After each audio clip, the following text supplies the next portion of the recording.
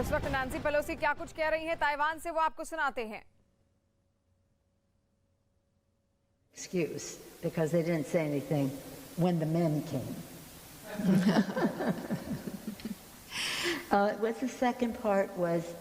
The second part was.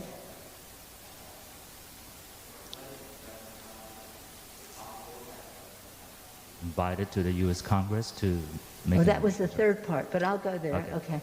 That was the third part I thought.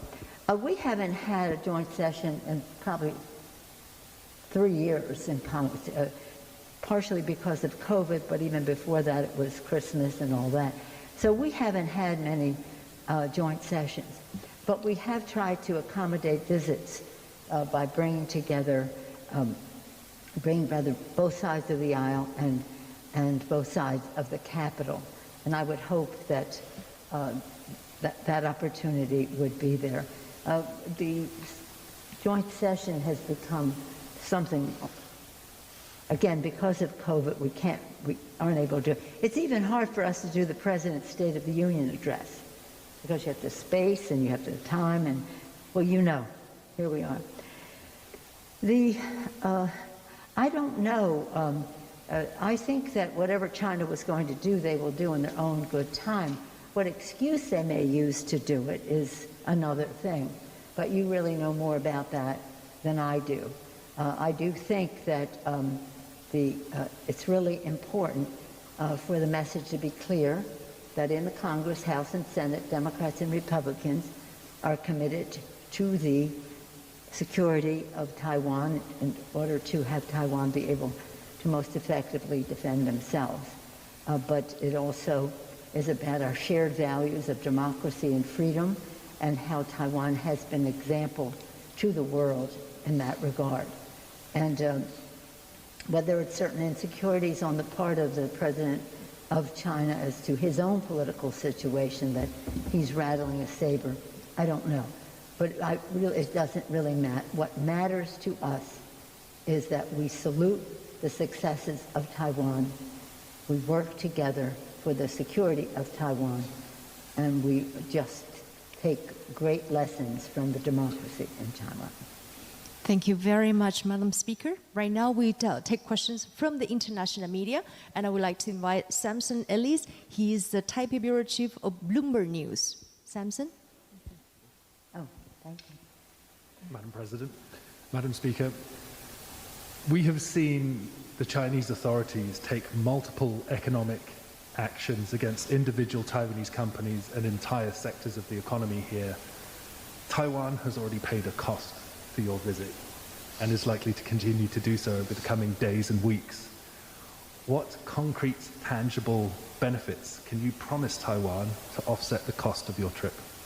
Well, at the same time as this trip is taking place and in recognition of our common interest economically, we just passed the CHIPS and Science Act. This is something that opens the door for us to, again, have better economic exchanges. I know that some Taiwan businesses, significant ones, are already planning to invest in manufacturing in the United States. And the ingenuity, the entrepreneurial spirit, the brain power, whatever, the intellectual resource that exists in Taiwan and the success of the tech industry here for one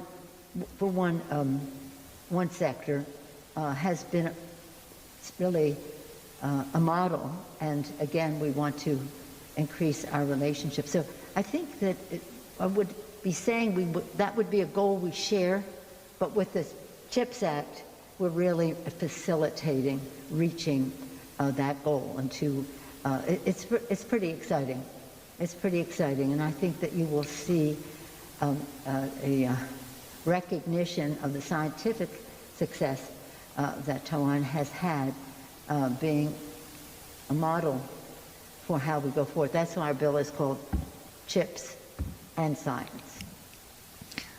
Thank you very much, Madam Speaker. Right now, last but not the least, we will have a representative from the Japanese media, Mr. Ishiro Koichiro-san. He is the bureau chief of Asahi Shimbun of Japan. Hello. 你好，总统。 Konnichiwa. Hello, Speaker Pelosi. Konnichiwa. Thank you very much for taking my questions. My question is about the Chinese democracy. Now we are witnessing the Chinese authorities increasing various pressures, not only to Taiwanese people and Hong Kongese, but to their own citizens, I mean the Chinese people.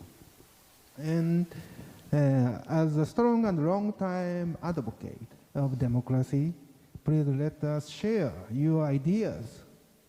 How the democratic countries, including तो Taiwan से Nancy Pelosi को आप सुन रहे थे, जिन्होंने कहा कि हम ताइवान के लोकतंत्र के साथ खड़े हैं, लगातार हमारी उनकी ओर से मदद की जाएगी। और अब बात देश